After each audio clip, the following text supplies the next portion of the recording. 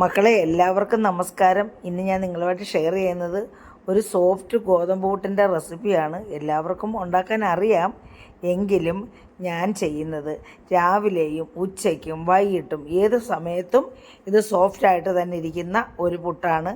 സാധാരണ നമ്മൾ രാവിലെ കഴിച്ചതിന് ശേഷം ബാലൻസ് വരുന്ന പുട്ട് ഉച്ചയ്ക്ക് കഴിക്കുകയോ വൈകിട്ട് കഴിക്കുകയോ ചെയ്യുമ്പോൾ അത് കല്ല് പോലെ കട്ടിയായിട്ടിരിക്കും. ഈ പുട്ട് അങ്ങനെ കട്ടിയായിട്ടിരിക്കത്തില്ല. നമ്മൾ വൈകിട്ട് കഴിച്ചാലും ഉച്ചയ്ക്ക് കഴിച്ചാലും സോഫ്റ്റായിട്ട് തന്നെ ഇരിക്കും. അപ്പോൾ ഈ സോഫ്റ്റായിട്ടുള്ള പുട്ട് കല്ല് പോലെ ഇരിക്കാതെ സോഫ്റ്റായിട്ട് ഉണ്ടാക്കുന്നത് എങ്ങനെയാണ് തയ്യാറാക്കിയിരിക്കുന്നത് നമുക്ക് വീഡിയോ ഒന്ന് കണ്ടു നോക്കാം മക്കളെ. നമുക്ക് വീഡിയോയിലേക്ക് പോകാം.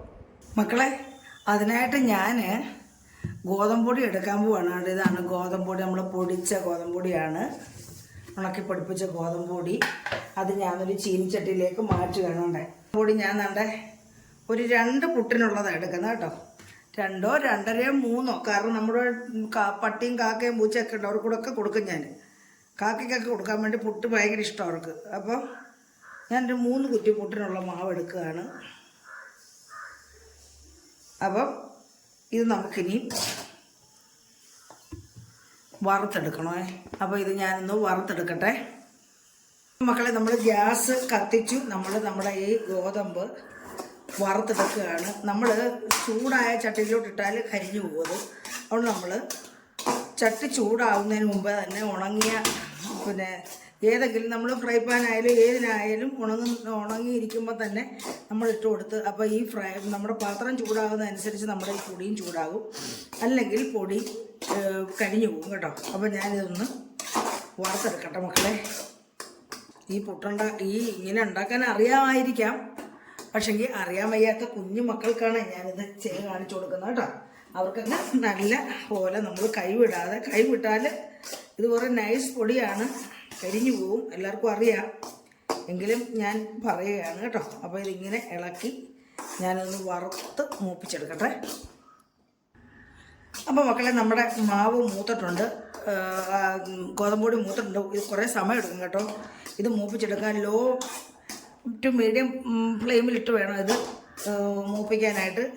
അപ്പോൾ ഞാൻ ഇനി നല്ല ഗ്യാസ് ഓഫ് ചെയ്യുകയാണ്. ഓഫ് ചെയ്തിട്ട് ഞാനിത് അടുത്ത ഒരു പാത്രത്തിലേക്ക് മാറ്റുകയാണ്. അപ്പോൾ ഇതിനകത്ത് തന്നെ വെച്ചിരുന്നാൽ ഇത് കരിയോണ്ട് ഞാനൊരു പാത്രത്തിലേക്ക് മാറ്റുകയാണ്. ഇതാ നമ്മുടെ ഈ പാത്രത്തിലേക്കാണ് മാറ്റുന്നത് കണ്ടോ.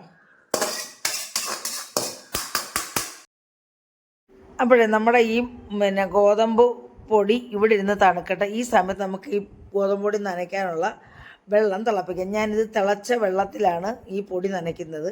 അപ്പം നമ്മൾ ആവശ്യത്തിന് ഈ പൊടിക്കകത്ത് വെള്ളത്തിൽ ഉപ്പും ചേർത്ത് നമ്മൾ ഉപ്പ് നോക്കണം. ഉപ്പ് ചേർത്ത് കലക്കിയതിന് ശേഷം ഉപ്പ് നോക്കണം. ഉപ്പ് കൂടുതലുണ്ടെങ്കിൽ നമ്മൾ വെള്ളം ഒഴിച്ചു കൊടുക്കണം. ഉപ്പ് കുറവാണെങ്കിൽ കുറച്ച് ഉപ്പ് ഇട്ട് കൊടുക്കാം. പിന്നെ നമ്മൾ പലഹാരമൊക്കെ ഉണ്ടാക്കുമ്പോൾ ഉപ്പ് കുറച്ചേ ഇടാവുള്ളൂ, കാരണം നമ്മൾ കറിക്കൊക്കെ ഉപ്പ് ചേർക്കുന്നുണ്ടല്ലോ. അപ്പോൾ നമ്മുടെ പലഹാരത്തിൻ്റെ ഉപ്പും കറിയുടെ ഉപ്പും കൂടെ കൂടുതൽ ആയിട്ടിരുന്നാലും നമ്മുടെ ശരീരത്തിൽ കൂടുതൽ ഉപ്പിൻ്റെ അളവ് ചെല്ലും. അതുകൊണ്ട് നമ്മൾ വളരെയേറെ കുറച്ച് ഉപ്പ് ഇടാവുള്ളൂ നമ്മൾ ഈ പുട്ടുപൊടി നനയ്ക്കാനായിട്ട്. അപ്പോൾ മക്കളെ, ഈ വെള്ളം ഇവിടെ നിന്ന് തിളയ്ക്കട്ടെ. അത് കഴിഞ്ഞിട്ട് നമുക്കിതെടുത്ത് നമ്മുടെ പുട്ടുപൊടി നനച്ചിടും. അപ്പോൾ മക്കളെ, നമ്മുടെ വെള്ളം തിളച്ചിട്ടുണ്ട്. നമുക്ക് നമ്മുടെ മാവിലോട്ട് ഒഴിച്ചു കൊടുക്കാം. അപ്പോൾ നമ്മുടെ മാവൊക്കെ തണുത്തിട്ടുണ്ട്. നമുക്കിനി ഇതിലേക്ക് നമ്മൾ സോഫ്റ്റ് പുട്ടാണല്ലോ തയ്യാറാക്കുന്നത്. വൈകുന്നേരം വരെ ഇരുന്നാലും നമ്മൾ കുറച്ച് നേരം ഇരുന്നാൽ നമ്മൾ ഈ ഗോതമ്പ് പുട്ടൊന്നും 2 ദിവസമൊന്നും വെച്ച് കഴിക്കണ്ടല്ലോ. നമ്മൾ അന്ന് തന്നെ ചിലപ്പം വൈകിട്ടോ അല്ല ഉച്ചയ്ക്കോ ഒക്കെ കുറച്ച് ബാലൻസ് ഇരുന്നാൽ അത് കട്ടിയാവാതിരിക്കാൻ വേണ്ടി ടിപ്പല്ലേ നമ്മൾ ചെയ്യുന്നത്. അപ്പം ഞാനിപ്പം ഇതിനകത്തോട്ട് 2 ടീസ്പൂൺ വെളിച്ചെണ്ണ, 2 ടീസ്പൂൺ മതി, അധികം ചേർക്കരുത്. അതാണ് ഇതിൻ്റെ നമ്മൾ ചേർക്കുന്ന പ്രത്യേകത. എന്നിട്ട് ഇതിലേക്ക് നമ്മൾ ഇതൊന്ന് ചിക്കണം, കാരണം ഇതെല്ലായിടവും പറ്റണ്ടേ. ഇങ്ങനെ ഒന്ന് നമ്മളാണ് ഇതുപോലെ തവിക്കണ വെച്ചോ അല്ലെങ്കിൽ ഇത് വെച്ചോ. ഇത് നമ്മുടെ സ്റ്റിക്കാണ്, തവിയാണ്, നമ്മുടെ നോൺ സ്റ്റിക്ക് പാനിൽ ഇളക്കുന്ന തവിയാണ്. നമ്മൾ പണ്ട് തവിയുടെ കണവച്ചായിരുന്നു ഇങ്ങനെയൊക്കെ ചെയ്യുന്നത്. അപ്പോൾ ഇനി ഇതിനകത്തിട്ട് നമ്മൾ ചൂടുവെള്ളം ഒഴിച്ചു കൊടുക്കുവാണ്. കണ്ടില്ലേ, ഇതാ ഇതിലേക്ക് ചൂടുവെള്ളം നമ്മൾ ഒഴിച്ചു കൊടുത്ത് ഇങ്ങനെ നമ്മൾ കുറച്ചങ്ങ് ഒഴിച്ചു കൊടുക്കാം. എന്നിട്ടിങ്ങനെ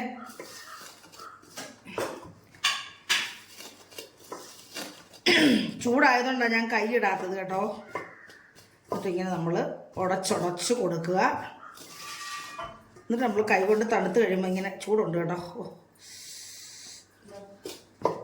നമ്മൾ ആവശ്യത്തിന് വെള്ളം ഒഴിച്ച് നമ്മൾ കൂടുതൽ നമ്മളിത് പൊടി നനയ്ക്കുന്നതിന് മുമ്പ് കുറച്ച് പൊടി മാറ്റി വെക്കണം കേട്ടോ. എന്തിനാണെന്നറിയാവോ?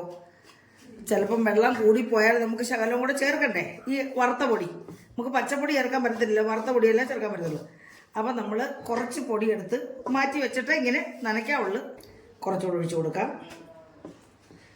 അപ്പോൾ ഇതേ രീതിയിൽ നമ്മളിത് വെള്ളം ചേർത്തിട്ട് നമ്മൾ ആവശ്യത്തിന് ചേർക്കണം കേട്ടോ. എന്നിട്ടാണ് ഇങ്ങനെ കുഴച്ച്. എന്നിട്ട് നമ്മളിതിലേക്ക് തേങ്ങ ചേർക്കണ്ട, എങ്കിലും എനിക്ക് ഇഷ്ടം കുറച്ച് തേങ്ങയും കൂടെ കുഴയ്ക്കുമ്പോൾ നമുക്കൊരു ടേസ്റ്റ് കൂടുതൽ കിട്ടും. കുറച്ച് തേങ്ങയും കൂടി ഇട്ട് ഞാനിതങ്ങ് കുഴയ്ക്കും. കുറച്ച് ഒരു പിടി തേങ്ങ എടുത്തിട്ടുള്ളൂ. ഒരു ടേസ്റ്റ് ബൂസ്റ്റ് ചെയ്യാൻ വേണ്ടി, ടേസ്റ്റ് കൂടുതൽ കിട്ടാൻ വേണ്ടി ഇങ്ങനെ ചെയ്യുന്നത് കേട്ടോ.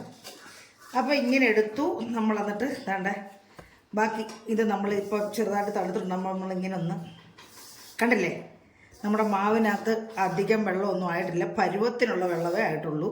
എന്നിട്ട് നമ്മുടെ വെള്ളവും തേങ്ങയും ആ വെളിച്ചെണ്ണ എല്ലാം കൂടെ എല്ലായിടവും കിട്ടാൻ വേണ്ടി നമ്മൾ തണുത്തതിന് ശേഷം ചെയ്യാനുള്ളൂ കേട്ടോ. അതിപ്പോൾ ചെറിയ ചൂടുണ്ട്. അപ്പം മക്കളെ കണ്ടില്ലേ നമ്മുടെ മാവ്,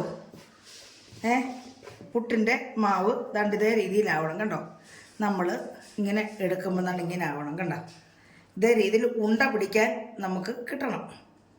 ഇങ്ങനെ ആകുമ്പോൾ നമുക്കറിയാം നമ്മുടെ ഈ മാവ് നല്ലതായിട്ട് നനഞ്ഞെന്നുള്ളത്. കണ്ടില്ലേ, എല്ലായിടവും ഞാനിങ്ങനെ കാണിച്ചു തന്നുകൊണ്ടല്ല. കണ്ടില്ലേ, നമ്മുടെ മാവ് നന്നായിട്ട് നനഞ്ഞിട്ടുണ്ട്. ഇനി നമ്മൾ ചെയ്യേണ്ടത് ഇത് ഒന്നുകൂടെ ഒന്ന് സോഫ്റ്റായി കിട്ടാൻ വേണ്ടി നമ്മൾ ഇങ്ങനെ അങ്ങോട്ട് പുട്ടുണ്ടാക്കിയാൽ ഇങ്ങനെ ഉണ്ട കെട്ടി കിടക്കുമല്ലോ. ഉണ്ട കെട്ടി വേണേൽ നമുക്ക് കൈകൊണ്ട് ഇങ്ങനെ ചെയ്യാൻ പറ്റും.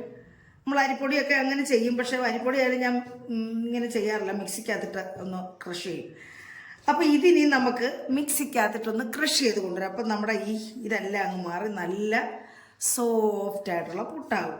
മനസ്സിലായോ? അപ്പം ഞാനിതൊന്ന് ക്രഷ് ചെയ്ത് കൊണ്ടുവരട്ടെ. നമ്മുടെ മിക്സി എടുക്കട്ടെ. അപ്പം ഞാൻ മിക്സിയിലേക്ക് കുറേശ്ശെ ഇട്ട് നമുക്ക് ക്രഷ് ചെയ്യാം. ഇത് ഫുള്ള് ഇട്ടാൽ നല്ലതുപോലെ ക്രഷ് ചെയ്തെടുക്കാൻ പറ്റത്തില്ല, കുഴഞ്ഞ് കിടക്കും. അപ്പം തന്നെ ഇതിൻ്റെ പകുതിയിൽ താഴെ, പകുതിയില്ല ഇത്രയും നമ്മൾ എടുത്തിട്ട് നമ്മൾ അടച്ചു വെച്ച് ഒന്ന് ക്രഷ് ചെയ്തുകൊണ്ടിരിക്കുക. ഇങ്ങനെ ഇങ്ങനെ രണ്ടടി അടിക്കാവുള്ളൂ കേട്ടോ. കണ്ടില്ലേ, ഇതിങ്ങോട്ട് ഒതുക്കിയിട്ട് ഇവിടെ തന്നെ അങ്ങ് കൊടുക്കാം. നമുക്ക് വേറൊരു പാത്രം എടുക്കണ്ട. അപ്പോൾ ഇത് നമ്മൾ നോക്കണം, ഇതേ രീതി ക്രഷ് ആയില്ലെങ്കിൽ പിന്നെ വീണ്ടും 2-3 അടി ഇങ്ങനെ ട്രിക്ക് ഒന്ന് അടിച്ചു കൊടുക്കണം കേട്ടോ. ഇത് ഇതേ രീതിയിൽ ക്രഷ് ആവുന്നിടം വരെ ഇതും തമ്മിൽ കണ്ടില്ലേ അതിൻ്റെ വ്യത്യാസം. അപ്പോൾ ഇത് എല്ലാവർക്കും അറിയാം കേട്ടോ. അറിയാൻ പാടില്ലാത്ത കുഞ്ഞു മക്കൾക്ക് വേണ്ടിയാണ് ഞാൻ ചെയ്യുന്നത് കേട്ടോ. അടുത്തതും ഇതേ രീതിയിൽ ഞാനിങ്ങനെ ക്രഷ് ചെയ്തുകൊണ്ട് വരാം. കണ്ടില്ലേ, കണ്ടോ, ഇതുപോലെ ആയിട്ടുണ്ട്. നമ്മളിനി ഇതും മൊത്തത്തിൽ ഇത് എല്ലാം ഇങ്ങനെ ക്രഷ് ചെയ്തുകൊണ്ട് വരാം. അപ്പോൾ മക്കളെ നമ്മുടെ മാവെല്ലാം കണ്ട് ഇതേ രീതിയിൽ ക്രഷ് ചെയ്ത് കൊണ്ടുവച്ചിട്ടുണ്ട്. നമുക്കിനിയും പുട്ട് തയ്യാറാക്കാം. അപ്പോൾ മക്കളെ നമ്മുടെ പുട്ട് കുടവും കുറ്റിയും വെച്ചിട്ടുണ്ട് അടുപ്പയിൽ. വെള്ളം തിളച്ച മക്കളെ ആവി വന്ന് നമുക്കിനി ഇതിനകത്തൊക്കെ നമ്മുടെ പുട്ടുപൊടി കോരി ഇട്ട് കൊടുക്കാം. ഈ ചില്ലിന് നമ്മൾ വളരെ കുറച്ചേ ഇടുന്നുള്ളൂ കേട്ടോ. നമ്മൾ ഈ ചവിട്ടി കുറച്ചിട്ട് കൊടുക്കും കേട്ടോ. എന്നിട്ട് കുറച്ച് നമ്മൾ 3 ചില്ലിയായിട്ടാണ് ഇത് ചുടുന്നത് കേട്ടോ. കണ്ട് ഒരു ചില്ലിക്കായിട്ടുള്ള മാവ് ഞാൻ ചിലപ്പോൾ ഈ ചില്ലി ഒന്നും കറക്റ്റ് ആകണമെന്നില്ല കേട്ടോ. അപ്പോൾ ഒരു ഇട്ട് കൊടുത്തു. നമ്മൾ അതിൻ്റെ ഇടയ്ക്കായിട്ട് ചില്ലിയാക്കാൻ വേണ്ടി നമ്മൾ കുറച്ച് ശകലം ഇട്ട് കൊടുത്തിട്ടുള്ളൂ കേട്ടോ. ഒരു ശകലം ഇട്ട് കൊടുത്തിട്ടുള്ളൂ, ഇത്രയും ഇട്ട് കൊടുത്തിട്ടുള്ളൂ. നമ്മൾ ബാക്കി ഒരു ചില്ലും കൂടി ഇടും. ചില്ല് കറക്റ്റ് ആകുമെന്ന് എനിക്കറിയില്ല കേട്ടോ, എങ്കിലും ഞാൻ അങ്ങ് തള്ളി വിടുവാണ്. ഇതാണ്ടിങ്ങനെ തള്ളി വിടുകയെന്നല്ല, തള്ളി വിടുവാണ്.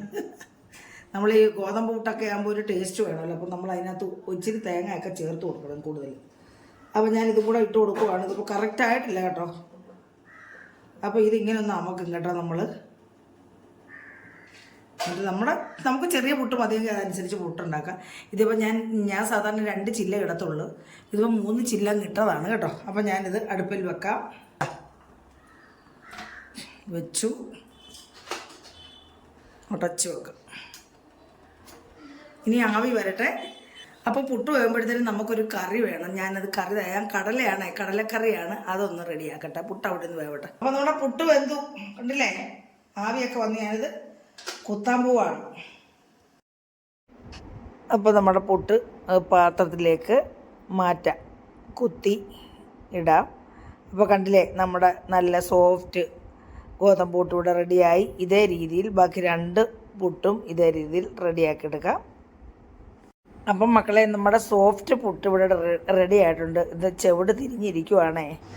അപ്പം മക്കളെ, നമ്മുടെ ഈ വൈകുന്നേരം വരെ ഇരുന്നാലും നല്ല കട്ടിയാവാത്ത നല്ല സോഫ്റ്റ് പുട്ടിൻ്റെ റെസിപ്പി നിങ്ങൾക്ക് ഇഷ്ടപ്പെട്ടാണെന്ന് വിശ്വസിക്കുന്നു മക്കളെ. ഇഷ്ടപ്പെട്ടിട്ടുണ്ടെങ്കിൽ എല്ലാവരും പഴയതുപോലെ ലൈക്കും കമൻറ്റും ഒക്കെ ചെയ്ത് സബ്സ്ക്രൈബ് ചെയ്യാത്ത സബ്സ്ക്രൈബ് ഒന്ന് ചെയ്തേക്കണേ. അപ്പോൾ അടുത്ത ഒരു നല്ല വീഡിയോ ആയിട്ട് വരുന്നവരെ മക്കളെ ആ ബെല്ലൈക്കണോടൊന്ന് നമുക്കണേ, എന്നെങ്കിലേ ഞാനിടുന്ന വീഡിയോസിൻ്റെയൊക്കെ നോട്ടിഫിക്കേഷൻ കിട്ടത്തുള്ളൂ. അപ്പോൾ അടുത്തൊരു വീഡിയോ ആയിട്ട് വരുന്നവരെ മക്കളെ എല്ലാവർക്കും എൻ്റെ നന്ദി, നമസ്കാരം കേട്ടോ.